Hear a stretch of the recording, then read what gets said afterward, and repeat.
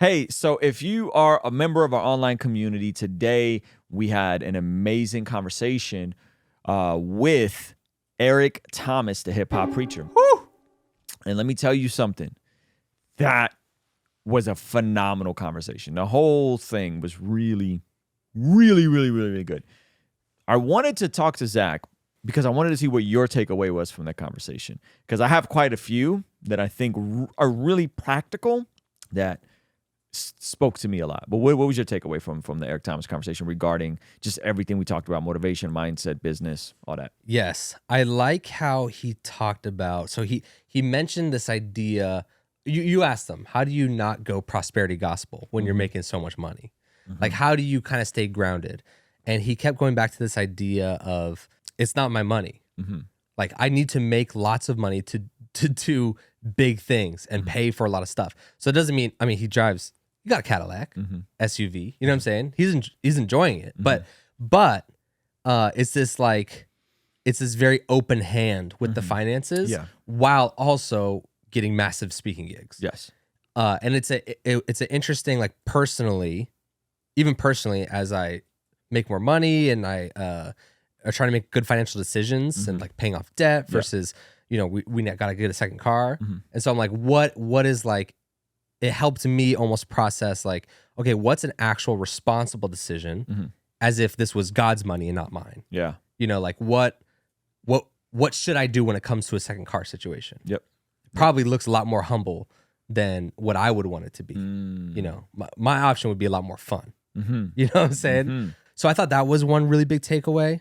That was by the way, if you aren't online in our community, you should go watch it. The whole freaking thing. The whole thing was like a motivational was speech. Flames. Bro, he was like, okay, guys, he was leaning forward the entire time. And he's like talking to the camera like this and then looking at you and talking to the camera. And it was like, all right. It was intense. Whoa. But he has such a great balance of like being solid from the scriptures. Yeah. But being very pragmatic at the same time. That because I was concerned, just like, all right, we're gonna have like the motivational preacher come in. Yeah, he thought it was gonna be Tony Robbins. Yeah, he's gonna be like, it was not that. It was not that, and he wasn't fumbling around the scriptures. Yeah. He was having a lot of good callbacks, and wasn't just like, here's the basics, and he was very like humble with everything at the same time. Hey, thank you so much for subscribing to our newest YouTube channel, Mastermind My Business, the channel where you get access to information on how to create, how to grow, and how to learn. But I wanted to show you something kind of crazy. Over 71% of the people that watch this channel are not subscribed. Please consider subscribing, turning that bell notification on so you don't miss anything. All right? I appreciate you. Yeah. I think the thing that stood out to me was he made this one point. It was real subtle in the conversation, but I think it's really helpful. A lot of it was going back to like what you believe about yourself, what you believe about God, what you believe about how God works in his children, right? But he said, he was talking to his mom, and his mom was trying to do all these different programs, right? And he said like, yo, you got to pick one and just do one. Yes. And I think what happens to, I don't want to say to everybody, I think sometimes in my pursuit to understand people and other sides is that in an attempt to like extend empathy and understanding, I'll entertain false ideologies too much. So I'll like really try to figure out why like people are poor, and he's just like, bro, just live your life God's ways. Yeah.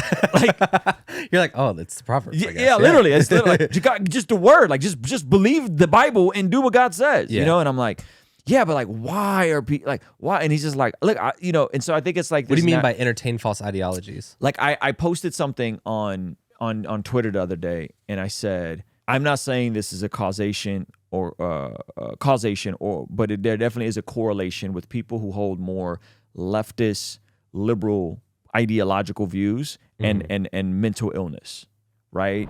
Hey, did you know that you can watch videos like this on the Spotify app? We now are on Spotify under Ruslan Bless God Podcast. So if you're driving and you want to go back and forth between listening to the podcast and just the audio or watching the video, consider doing it now on the Spotify app, as well as all podcast platforms. All right, I'll see you over there. And so there's all kinds of ways you can go around that. But generally speaking, what happens is people who are more progressive or liberal in their views will be more depressed. And it's like, why? It's because there's, again, I'm not saying it's causation correlation, but it's because there's a mountain of reasons that the world is wrong. And in the leftist framework, it's all the system's fault and you can't really do anything about it. Yeah. But you gotta shoulder it. And so me trying to understand that, I have to face the realities that there are different challenges that people are going to experience in life. But his reduction of all of that is like, yes, and you can get it. You can figure it out. Yeah. I overcame it all. I did all of it. I come from Chicago. I come from the slums of Detroit. And I went on and I got my doctorate. Yeah, you know what I mean? Yeah, he doesn't sit there and go, you know, you're right. It can be really difficult, and some people just got it harder than others. Yeah, like he's very plain. It's very practical, very simple, very straight to the point. And so I think in an attempt to try to understand, like, and basically my question was for people that hold more leftist views is like, why hold views that don't serve you well? If there's a correlation, not even causation, but there's a correlation between leaning in this paradigm of how the world works and the system's rigged and, you know, capitalism's evil and white supremacy and patriarchy and all these things, and you view these things, how does that belief serve you well? Yeah. It doesn't. It doesn't serve you well. But in me attempting to understand the belief, I have to think through like, well, why is there inequality? Well, why is there suffering? Well, why is there all these things? And I think sometimes you could just think too much about ideologies that don't serve you well.